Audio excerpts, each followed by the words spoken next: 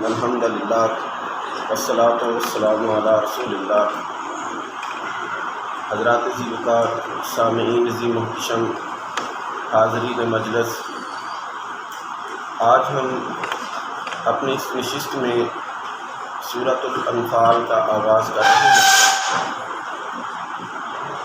سورۃ الانفال کو انفال اس لیے کہا جاتا ہے، سب سے پہلے یہ نافل کی جمع ہے، جس کا معنی ہے اضافی چیز۔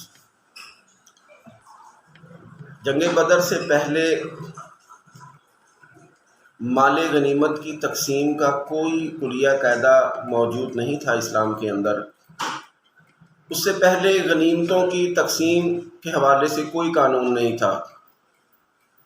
اگر کوئی سابقہ ادوار میں کوئی قانون تھا تو وہ یہ تھا کہ ایک جگہ پر ایک میدان میں سارا مال غنیمت جمع کر دیا جاتا، آسمان سے آگ آتی، اس کو جلا کے چلی جاتی، تو یہ سمجھا جاتا تھا کہ غنیمت کا مال اللہ نے قبول کر لیا ہے۔ اور مال غنیمت میں سے کوئی ایک رائی کی چیز بھی چرا لینا، اللہ معاف فرمائے، جہنم کا موجب بن جاتی ہے۔ نبی صلی اللہ علیہ وسلم نے ان کے سامنے ایک بندے کا تذکرہ کیا گیا، یا رسول اللہ بڑی دلیری کے ساتھ لڑا، بڑی بہادری کے ساتھ لڑا، بڑی جاں فشانی کے ساتھ لڑا۔ آپ نے فرمایا خاموش رہو، مجھے جبرائیل نے بتلایا یہ بندہ جہنمی ہے۔ یا رسول اللہ وہ کیسے؟ فرمایا اس نے مال غنیمت کے چیزوں میں سے کچھ چاند ایک چیزیں چرا لی تھی، جس کی چاند ایک درم و دینار قیمت بنتی تھی۔ آپ دیکھیں ایک شخص نے نبی صلی اللہ علیہ وسلم کا دیدار بھی کیا، آپ صلی اللہ علیہ وسلم کی صحبت میں وقت بھی گزارا، نبی صلی اللہ علیہ وسلم کے ساتھ بیٹھ کر فرامین سنائے، عمل کیے، نمازیں پڑھی، تہجد پڑھی، اور پھر اپنا جسم لے کر رسول اللہ کے ساتھ جنگ کے اندر گئے، اور اس جنگ کے اندر جانے پر اپنا جسم بھی کٹوا لیا، لیکن پھر جہنم۔ معلوم ہوا کہ بددیانتی ایک بہت برا فعل ہے کہ وہ نبی صلی اللہ علیہ وسلم کی صحبتوں سے فیض یاب ہونے والا بھی جنت میں نہیں گیا، صرف بددیانتی کی وجہ سے۔ ہم اور آپ اس کھیت کے لیے بہرحال یہ تو ایک ضمناً بات آئی ہے۔ تو نافل کو اضافی چیز اس لیے کہا جاتا ہے کہ اسلام کے اندر جو پہلے سے بہت نعمتیں اللہ نے فرمائی، ان میں سے ایک اضافی نعمت مال غنیمت بھی ہے، کہ اس کو استعمال کرنے کی اللہ تعالیٰ نے اجازت مرحمت فرما دی۔ میں پہلے بھی کہہ رہا تھا کہ جنگ بدر سے پہلے اس کا کوئی کلیہ قاعدہ موجود نہیں تھا۔ نبی صلی اللہ علیہ وسلم کے اصحاب جنگ بدر کے اندر کچھ اصحاب رسول اللہ صلی اللہ علیہ وسلم کو گھیرے ہوئے تھے تاکہ آپ صلی اللہ علیہ وسلم کو کوئی گزند نہ پہنچے، تکلیف نہ آئے کافروں کی طرف سے۔ بعض احباب جو تھے وہ دشمن کے پیچھے بھاگ رہے تھے، ان کو بھگا رہے تھے کہ یہ دشمن پلٹ کر دوبارہ سے حملہ آور نہ ہو جائیں، اور بعض احباب مال غنیمت سمیٹ رہے تھے۔ اور جنہوں نے مال غنیمت سمیٹ لیا، انہوں نے کہا بھائی یہ ہم نے سمیٹا، یہ تو ہمارا پہلے بھی قانون جاہلیت کے اندر یہی تھا کہ جنگ ہوتی تو اس کے اندر جو سمیٹ لیتا اسی کا ہوتا۔ تو اس وقت کوئی قانون موجود نہیں تھا کہ اس سے پہلے کہ رنجشیں پیدا ہوتی، آسمان سے جنگ بدر کے فوراً بعد سورۃ الانفال نازل ہوئی، اور اس کے اندر احکامات بیان کیے گئے۔ جنگ بدر سن 2 ہجری کو ہوتی ہے، اور آپ اندازہ کریں کہ 13 سال مکہ کے اور 2 سال مدینے کے۔ ہجرت سے قبل کے دور کو مکی دور کہا جاتا ہے، اس کو نبوت کا دور کہا جاتا ہے۔ جس سال ہجرت کی ہے، ہجرت وہاں سے شروع ہوتی ہے۔ تو سن 2 ہجری کا مطلب یہ ہے کہ مدینے کے اندر جانے کے 2 سال بعد، گویا 13 اور 2 15 سال مسلمانوں نے کفار و مشرکین کا ظلم ستم سہ کر برداشت کر کے دین کو نہ صرف بچایا بلکہ اس پر عمل بھی کیا۔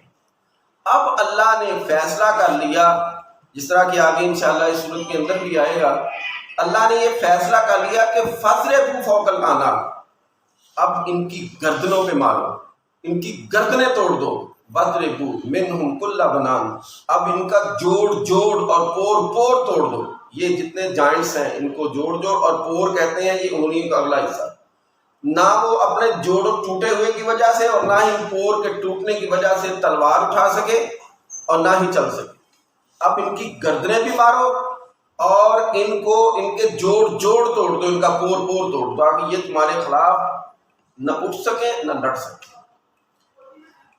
بہرحال جنگ بدر کے حوالہ سے پھر یہ آیات نازل ہوئیں، پوری صورت نازل ہوئی، جس کے اندر مال غنیمت کی تقسیم کا ایک طریقہ کار بھی دیا گیا، اور مال غنیمت کی اس تقسیم کے طریقہ کار کے بعد صحابہ مطمئن بھی ہو گئے، اور شروع میں یہ کہا گیا ہے کہ تم نے آپس میں رنجشیں پیدا نہیں کرنی، عداوتیں آپس میں پیدا نہیں کرنی، اس وجہ سے جو تمہیں اللہ اور اس کا رسول کہہ دیں اس پر عمل، اس کی وجہ کہ مال غنیمت جو بھی تمہیں ملا ہے فتح کے بعد ملا ہے، اور فتح خالصتاً اللہ کی طرف سے، خالصتاً اللہ کی طرف سے۔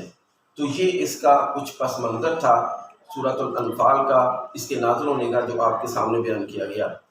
اور اللہ فرماتے ہیں یسألونک عن الانفال، اے نبی صلی اللہ علیہ وسلم، اے محمد کریم صلی اللہ علیہ وسلم، یہ مجاہدین آپ سے مال غنیمتوں کے بارے میں سوال کرتے ہیں، قل کہہ دیجیے الانفال للہ والرسول، یہ مال غنیمت اللہ اور اس کے رسول کا ہے۔ کیوں؟ فتح اللہ کی مرضی کے بغیر تو نہیں ہوتی، وَمَا النَّصْرُ إِلَّا مِنْ عِنْدِ اللَّهِ، مدد صرف اللہ کی طرف سے، تو یہ اللہ اور اس کے رسول کا ہے، وہ جس طرح چاہیں گے اس کو تقسیم کریں گے۔ تم نے کیا کرنا ہے؟ فَاتَّقُوا اللَّهَ، اللہ سے ڈرتے رہو، تم اللہ سے ڈرتے رہو، وَأَصْلِحُوا ذَاتَ بَيْنِكُمْ، آپس میں تم نے صلح رکھنی ہے، کوئی رنجش پیدا نہیں کرنی۔ بھی ایک فریق نے مال غنیمت جمع کیا ہے، وہ بھی جنگ کا حصہ، ایک فریق نے رسول اللہ صلی اللہ علیہ وسلم کا دفاع کیا، وہ بھی جنگ کا حصہ، ایک فریق دشمن بھاگ رہا تھا، بھاگتے ہوئے دشمن کے پیچھے اس کا تعاقب کرتے ہوئے اس کو بھگا رہے ہیں، تو وہ بھی جنگ کا حصہ۔ تمام لوگ ایک ٹیم ورک کے ساتھ جہاد کیا ہے، تو کسی ایک کا مال غنیمت حصہ نہیں بنتا ہے، ٹھیک ہے۔ اس وجہ سے یہ صورت نازل ہوئی کہ آپ نے اپنے آپ کو آپس میں تم نے صلح رکھنی ہے۔ وَأَطِیعُوا اللَّهَ وَرَسُولَهُ، صلح ہی نہیں رکھنی بلکہ اللہ اور اس کے رسول کے حکموں پر بھی چلنا ہے۔ یہ نہیں کہ کوئی کسی کا منہ ادھر ہو کسی کا نہیں، جو اللہ اس کے رسول نے کہہ دیا اس پر من و ان عمل کرنا ہوگا، اس سے کوئی پہلوتی نہیں اختیار کرے گا، کوئی لڑائی نہیں کرے گا، آپس میں صلح رکھنی ہے، اللہ کا خوف رکھنا ہے اپنے دل کے اندر۔ خوف کے بارے میں پہلے بھی آپ پڑھ چکے ہیں، صحابہ اس کے سب سے بڑے یعنی کہ عمل کرنے والے تھے۔ ان کنتم مومنین، اللہ کہتے ہیں اگر تم اللہ اس کے رسول کے حکم پر چلنا ہے نا، تو پھر یاد رکھو کہ اگر تم مومن ہو تو یہ کام کرو، اگر تم مومن نہیں ہو پھر تم مرضی کرو۔ اہل ایمان کو یہ شرط لگا دی گئی کہ اہل ایمان کون ہے؟ اہل ایمان وہی ہیں جو اللہ اس کے رسول کہتے ہیں، آخرت پر بھی وہی یقین رکھتے ہیں، اللہ پر بھی وہی یقین رکھتے ہیں، جو اللہ اس کے رسول کے حکم کو مانتے ہیں، اللہ اس کے رسول کی نافرمانی کسی صورت بھی نہیں کرتے، کسی طور پر بھی نہیں کرتے۔ آگے اللہ تبارک و تعالیٰ نے اہل ایمان کی 5 صفات بیان کی ہیں، 5 صفات، جو بھی آدمی ان صفات کو اپنے اندر پیدا کر لے گا وہ پکا مومن ہے۔ اور یہ صفات بدرجہ اتم حضرات صحابہ کرام کے اندر موجود تھیں۔ اللہ رب العزت نے کیا فرمایا؟ انما المؤمنون الذین اذا ذکر اللہ وجلت قلوبهم۔ اللہ فرماتے ہیں کہ مومن تو وہ ہے کہ اذا ذکر اللہ، جب ان کے سامنے اللہ کا ذکر کیا جاتا ہے، اللہ کی یاد دلائی جاتی ہے، یعنی قرآن پڑھ کے سنایا جاتا ہے، وجلت قلوبهم، ان کے دل ڈر جاتے ہیں، سبحان، ان کے دل کانپ اٹھتے ہیں، ان کے اوپر ایک یعنی خوف سا طاری ہوتا ہے، یہ اللہ کا کلام ہے، وہ اللہ ساری کائنات کا مالک۔ اور دوسری فرمایا وَإِذَا تُلِيَتْ عَلَيْهِمْ آيَاتُهُ، اور جب اللہ کی آیات ان پر پڑھ کر سنائی جاتی ہیں، زَادَتْهُمْ ایمانا، ان کا ایمان بڑھ جاتا ہے۔ سبحان اللہ، معلوم ہوا ایمان کم بھی ہوتا ہے، ایمان زیادہ بھی ہوتا ہے۔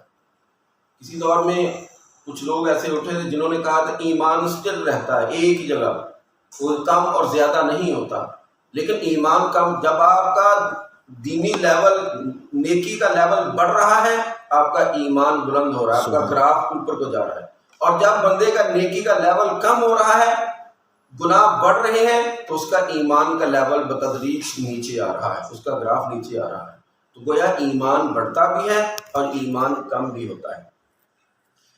اور وَعَلَىٰ رَبِّهِمْ يَتَوَكَّلُونَ، تیسری یہ علامت فرمائی کہ وہ اللہ پر بھروسہ رکھتے ہیں، اللہ پر توکل رکھتے ہیں، وہ کسی اور سے توقع نہیں رکھتے، ان کی ساری تمنائیں توقعات اللہ کی ذات پر ہوتی ہیں کہ اللہ ہمارے ہر کام کو کرنے والا۔ اور صحابہ کرام رضوان اللہ علیہم اجمعین تو احتیاط کے طور پر گری ہوئی چیز کو بھی کسی دوسرے کو نہیں کہتے تھے یار یہ پکڑانا، وہ خود پکڑ لیتے، یعنی کہ تقوی کا یہ عالم تھا کہ وہ یہ بھی نہیں کسی کو کہنا پسند کرتے تھے کہ یار یہ چیز مجھے دے دو، کوشش ان کی یہ ہوتی تھی اپنا کام خود کر۔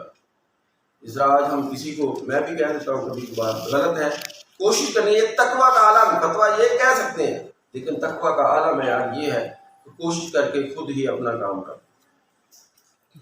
گری ہوئی چیز کو نا ڈیفائن کر دیں۔ الذین یقیمون الصلاۃ، الذین چوتھی کیا ہے؟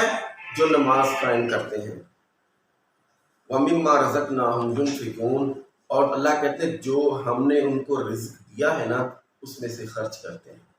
یہ 5 صفات جس کے اندر پیدا ہو جائیں، اللہ کا ذکر ہو دل ڈر جائے، آیات اس کی تلاوت کی جائیں تو ایمان بڑھ جائے، اللہ پر توکل کرے اور نماز قائم کرے۔ نمبر 6، جو اللہ نے مال رزق دیا ہے اس میں سے اللہ کے راستے میں خرچ کرے۔ یہ 5 صفات جس کے اندر پیدا ہو جائیں گی وہ پکا مومن ہے۔ اور اس کے بارے میں اللہ رب العزت کیا فرماتے ہیں؟ کہا اولئک هم المؤمنون حقا، یہی سچے مومن ہیں، پکے مومن ہیں، دوسرے لفظ میں لوہے توڑ مومن۔